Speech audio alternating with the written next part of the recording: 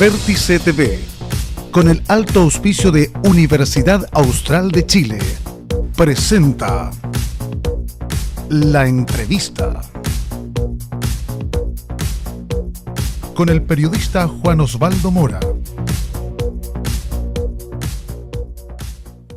Durante la semana anterior conocimos de esta decisión de la Corte de Apelaciones de Temuco, definitivamente para mantener lo que fueron las sentencias en contra de dos ex uniformados acusados aquí, recordemos, en Fresia, por la muerte de quien fuera diputado en la década de los 70 por esta zona también, Luis Espinosa. Por eso queremos adentrarnos en este caso, que en su momento se lo dimos a conocer, pero para conocer detalles desde el punto de vista de su hijo, Fidel, que es, bien sabemos, diputado de la República y representante en el Parlamento del Partido Socialista. Fidel, como familia me imagino que y ustedes algún tipo de declaración hicieron, abordaron bastante bien lo que fue la decisión de la Corte de Temuco. ¿Esperaban aquello, la ratificación en el fondo del presidio para ambos imputados? Sí, por supuesto. Nosotros, en primer lugar, agradecer la posibilidad de estar acá en el canal.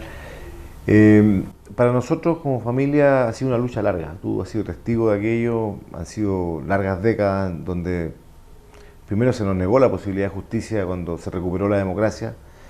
Se aplicó la ley de amnistía, es decir, quedaban absolutamente liberados de toda responsabilidad quienes participaron en estos crímenes, pero con posterioridad, ya en el año 2007 aproximadamente, junto con los hijos de Abraham Oliva, me correspondió iniciar un proceso judicial amparándonos en la jurisprudencia internacional, que establece que los delitos de lesa humanidad no prescriben, es decir, pueden ser investigados independiente de la cantidad de años que pasen.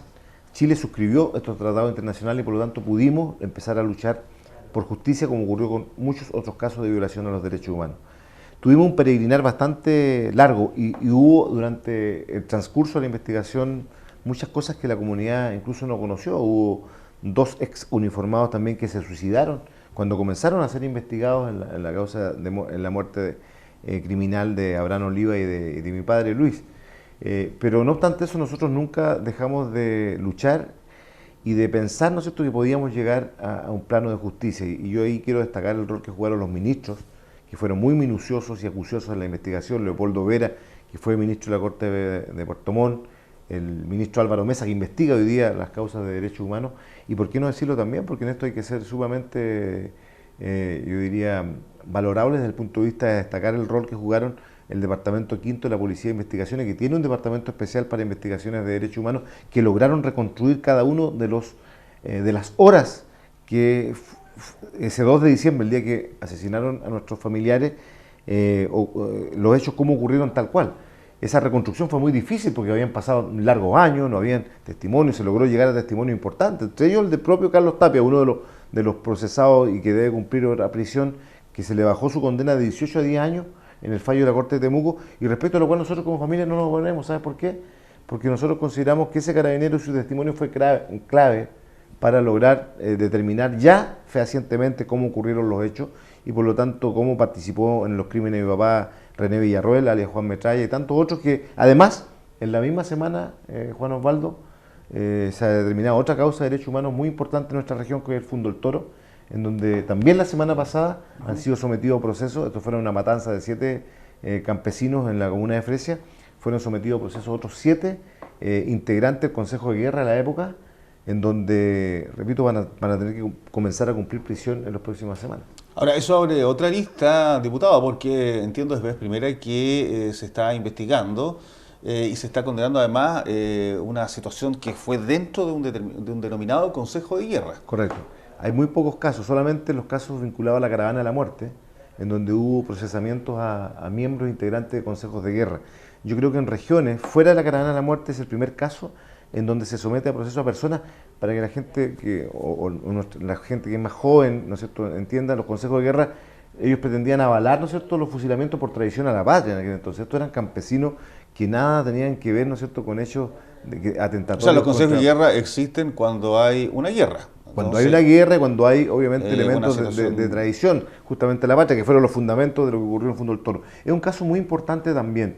Mire, alguien me preguntaba el otro día en una entrevista radial, me decía, ¿ustedes como familia están felices? Yo creo que no.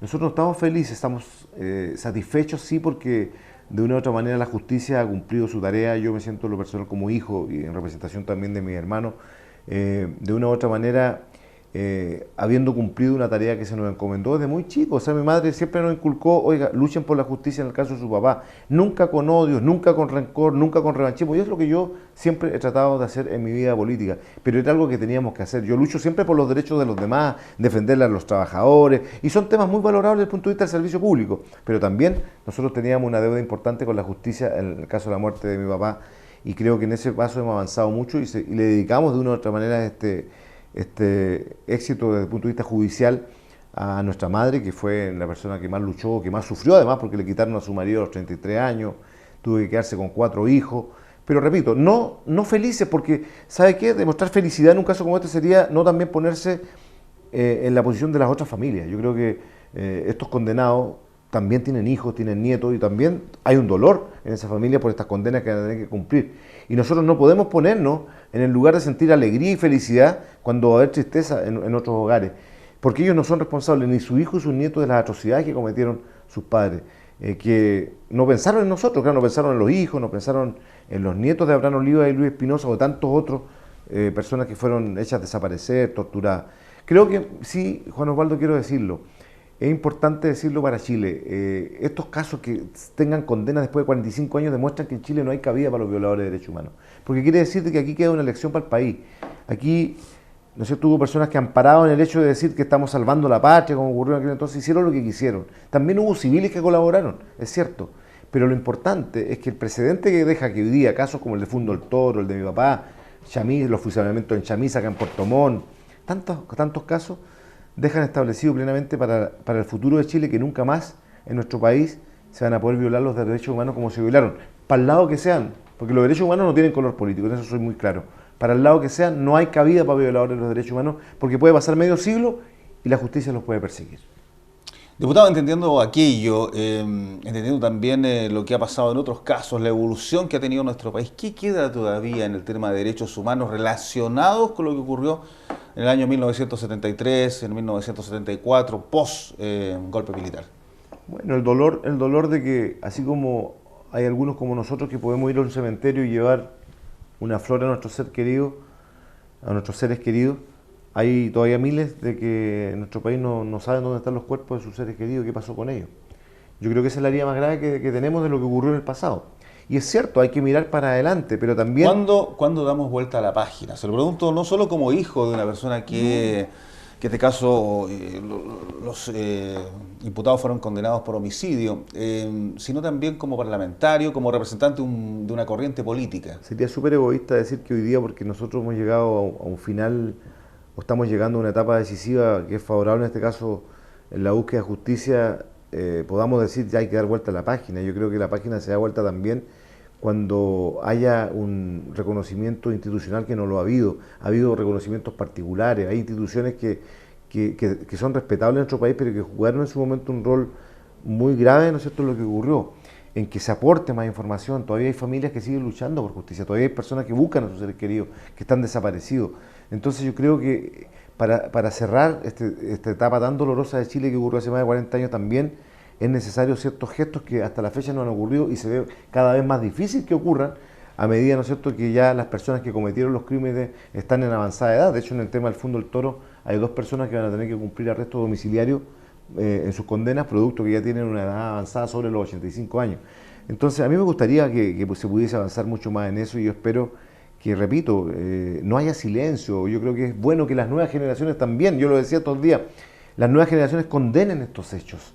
Me refiero a quienes dirigen los destinos del país hoy día. Cuando tú ves a un intendente que cuando hay fallos de este tipo en su región se queda callado, es porque no le interesan los temas de los derechos humanos. Yo creo que, aunque no nos gusten los fallos judiciales, es importante que nuestras autoridades que hoy día representan al presidente Piñera lo establezcan. Yo el otro día estuve en una actividad en Osorno, lo digo con mucha honestidad, y se me acercó el gobernador de Osorno para decirme que él valoraba como familia la lucha que dimos en temas de los derechos humanos, y me dio un apretón de mano para decir que repito, que él jamás, ¿no es cierto?, va a avalar a violadores de los derechos humanos. Y para mí ese gesto de un hombre de derecha que es gobernador, yo lo valoro tremendamente como hijo de víctima, pero eso no ocurre con toda la autoridad, porque todavía siguen algunos en el hecho de que no, aquí estos tipos a lo mejor tuvieron bien muertos. Yo creo que eso no tiene cabida en Chile hoy día. Y por eso yo siento que las nuevas generaciones son las que tienen que decir, independiente de mi color político, sobre todo las nuevas generaciones de jóvenes de derecha que tiene este gobierno acá y en el país, deben condenar estos actos. Porque las violaciones a los derechos humanos no debemos permitirlas nunca, ni de derecha, ni de izquierda, ni nada, porque son violaciones a los derechos humanos. En el tema Jaime Guzmán, quiero ser claro, yo condeno a quienes le quitaron la vida al senador Jaime Guzmán por más diferencias profundas políticas que pueda tener con Jaime Guzmán. Nadie tiene el derecho de quitarle la vida a otro, menos de la manera brutal que lo hicieron. Y a mí me gustaría que esos criminales que asesinaron a un senador pagaran en Chile con la justicia. Con lo cual quiero demostrar que mi posición tiene que ver con los derechos humanos en su integralidad y de manera universal. Y con una mirada más conciliadora, diputado, porque yo, sí, es verdad, en todo este proceso que ha sido largo, lo vi entreverarse duramente con abogados, con la contraparte, con discusiones bastante duras. Pero ¿por qué?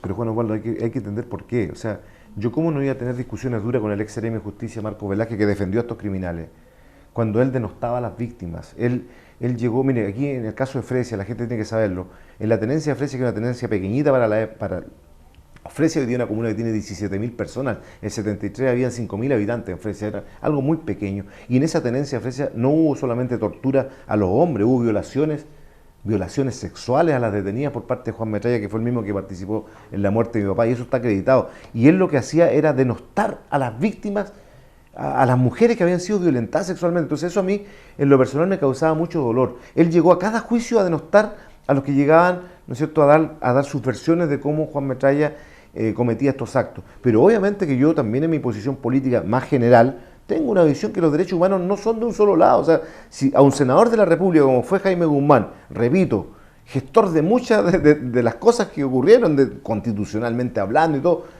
pero era un ser humano, había ganado democráticamente una elección y fue asesinado de manera vil, y las personas hoy día se han escudado en otros países, en asilo en otros países para no cumplir la justicia de Chile. Yo no estoy de acuerdo, aunque se enojen algunos de izquierda conmigo por lo que digo, porque yo creo que nadie tiene el derecho de quitarle la vida a otro, ni de derecha ni de izquierda. Esa es mi posición. Y por lo tanto, en el caso puntual de lo que estamos viviendo hoy día, yo avalo y alabo que en Chile, por lo menos, estos fallos que están ocurriendo hoy día después de tantos años, permiten decir con firmeza lo que te decía hace un ratito, que nunca más en nuestro país van a haber violaciones como las que vivimos los derechos humanos, porque una persona que los viole va a saber que podrán pasar 30 o 40 años y van a tener que pagar en la justicia chilena. Ojalá nunca más con tanta distancia entre que ocurrieron los hechos hasta que llegue a la justicia. Ahora, en este proceso también para los familiares, tanto del señor Oliva como en el caso de ustedes, para los familiares hay un tipo también de compensación económica por parte del Estado de Chile, ¿verdad? Sí, eso viene para todas las causas de derechos humanos. En el caso nuestro, nosotros como familia, ¿no es cierto?, lo hemos conversado. Nosotros queremos, ¿no es cierto?, que quede un legado importante en Puerto Montt, algo bonito. Estamos pensándolo como hermanos, qué es lo que vamos a hacer, qué es lo que vamos a aportar para la comunidad. A nosotros no nos interesa en absoluto el tema económico en este caso, nos interesa absolutamente lo que tiene que ver con la justicia y con que quienes nos privaron de tener a nuestro padre con vida junto a nosotros paguen en cárcel lo que cometieron, y estamos pensando, ¿no es cierto?, en algo que nos ligue al lugar donde nuestro padre nos dejó, el campo que nos dejó en Puerto Montt, que también fue cuestionado por muchos en algún momento políticamente por la misma presidenta de la UDI. Los días atrás me decía en un medio local. ¿Cuántas hectáreas son ese campo que le heredó el padre? Ese es un campo que nos heredó nuestro papá de 100 hectáreas, hoy día deben quedar unas 70 hectáreas, 60 hectáreas aproximadamente, al lado del estadio Chinquihue, Puerto Montt, que fue un campo que en su momento, durante largos años, la derecha de nuestra zona dijo que había sido un campo que poco menos que mi padre había tomado en la época de la Unidad Popular. ¿Y cuál es el origen del campo? Y no tienen ni idea, ¿no es cierto?, la historia de ese campo. Cuando mi padre compra ese campo con un crédito hipotecario siendo parlamentario, a los 3 meses de que asesinaron a nuestro padre, lo que hizo la sociedad ganadera Aysén, que era la propietaria original de ese terreno, fue pretender, como mi mamá no iba a ser capaz, obviamente, con 4 hijos, de poder seguir cumpliendo cabalmente su capacidad económica de los pagos que mi papá hacía como parlamentario, lo que hicieron fue hacer un juicio, nos llevaron a juicio a la Corte de Puerto Montt en primer lugar, después llegó a la Corte Suprema. Este fue un juicio que duró 13 años en plena dictadura, Juan Osvaldo. Qué bueno, y te agradezco mucho la pregunta, porque este es un tema que a nosotros algún día, ¿no es cierto?, a quienes nos han denostado, como la propia señora Andrea Tarciján, presidenta de la UDI, que ha dicho que tenemos que dar claridad respecto a la procedencia de ese campo. Queremos que decirle que nuestra madre, viuda a los 33 años, nos defendió para que no nos echaran a la calle con mi hermano. 13 años un juicio en plena dictadura militar, con puros jueces ligados a la dictadura militar. Se determinó, ¿no es cierto?, que toda la procedencia y la compra había sido en los marcos de la legalidad, y fue por eso que el año 84 la Corte Suprema de Santiago sancionó que ese terreno nos pertenecía como ¿Y cómo familia. se pagó finalmente? Tengo entendido, ¿no es cierto?, que fue el fallo que estableció la Corte Suprema en su momento, estableció, ¿no es cierto?, que todas las costas que significó un juicio de 13 años, en donde mi mamá vivió para pagarle a los abogados. Debo reconocer que en la primera instancia aquí en Puerto Montt siempre nos apoyó como el ex abogado, el ex diputado, ¿no es cierto?, Sergio Urgueta. Fue una de las personas que yo como familia nosotros le tenemos mucho cariño, porque él creyó en nosotros siempre y nos apoyó cuando todos muchas veces nos dieron la espalda, incluso algunos de nuestro propio sector político, no por el tema del campo, sino que cuando mi mamá quedó sola hubo mucha gente que nos acercaba a nosotros simplemente porque acercarse a la familia Espinosa era ser visto por la dictadura como comunistas o como de izquierda, siendo que nosotros hemos sido toda la vida del Partido Socialista. Pero en fin, tengo entendido que el fallo judicial estableció claramente que las costas de todo el proceso que significó que mi mamá trabajara 13 años para defendernos y defender ese campo, hoy día eso que haya quedado plenamente establecido, en aquel entonces, repito, como un fallo categórico y contundente que no tuvo apelación de ningún tipo. Claro, hoy día uno de los sectores probablemente hacia donde crece la ciudad, de un alto valor ese sector, ¿no? Hoy día, por supuesto, hoy día, por eso es importante, ¿no es cierto?, que esas cosas queden muy clarificadas, y cuando hay personas irresponsables como la presidenta de la UDI, que con el ánimo de pretender dañar, y esto lo dijo por una entrevista que dio en un diario el domingo pasado, señalando poco menos de que la familia nuestra, y en particular me emplazó a mí, teníamos que dar cuenta por estas cosas, decirle a la señora Tarsiján que a mí no me ofende con sus dichos, ofende a mi madre, que está enferma, que está postrada hoy día, porque ella fue la que luchó por nosotros con 4 hijos menores de edad, 12 años, 10 años, 9 años, y yo que tenía 3 años, ella luchó en los tribunales de una manera que otra mujer quizás, ¿no es cierto?, no lo hubiera hecho. Y por eso te agradezco la pregunta, porque creo que nunca me la habían hecho esta pregunta ni en ningún medio de comunicación.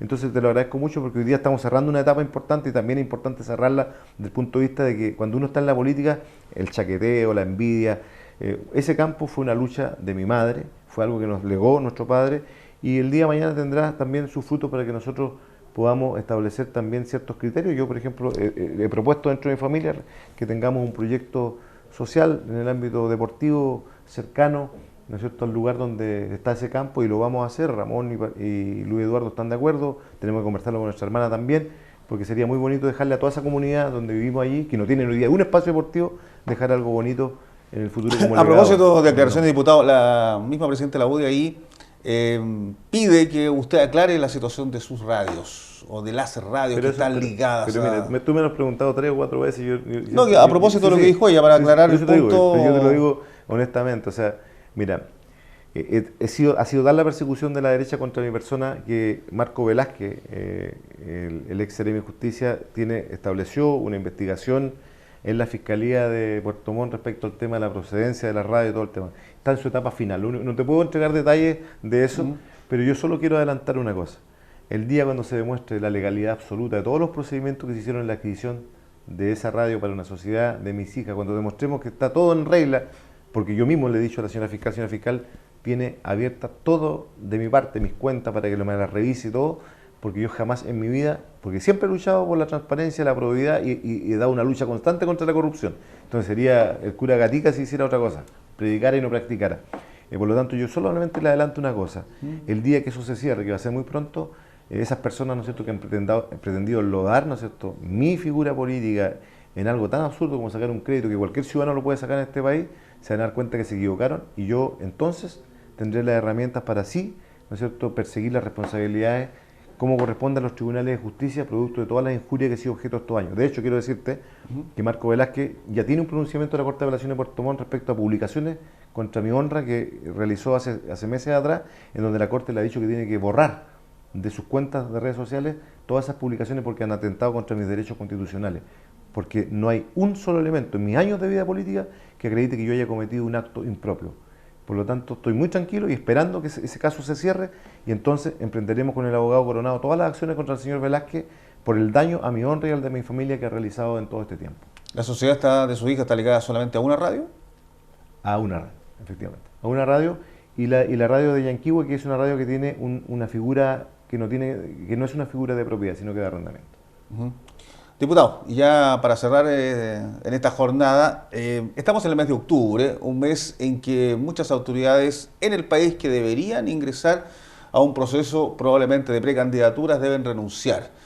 A propósito de lo mismo, ya se ha hablado, algunos hablan que el intendente podría renunciar, que Rodrigo Wainwright, el Seremi de Vivienda, podría renunciar, que pueden ser cartas evidentemente para una gobernación regional. En el caso suyo, en lo particular, ¿qué mirada va a tener frente a las elecciones que vienen? ¿Una gobernación regional? ¿El Senado? ¿Cuál va a ser? Como presidente del partido, primero, nosotros valoramos de que hoy día existan estas inhabilidades desde el punto de vista que las autoridades que ejercen cargos de seremía, intendencia a lo largo del país tengan que renunciar un año antes. Antes esto no ocurría, esto fue una modificación del año 2017. Uh-huh. Antes un seremi podía renunciar 3-4 meses antes, y eso también era un poco injusto porque se podía utilizar la cartera para campañas de carácter político durante todo el año y se perdía la esencia del cargo propiamente tal. Por lo tanto, este mes va a ser clave, porque como tú lo señalas muy bien, el gobierno está ajustando sus piezas. Se habla de Wainwright, ¿no es cierto?, que quiere ser diputado, que quiere ser gobernador, que quiere ser alcalde de Puerto Montt. Bueno, se tendrá que definir, será la derecha la que determine eso. En el caso nuestro, nosotros tenemos claramente inhabilidades, los parlamentarios no podemos participar de las de gobernadores regionales.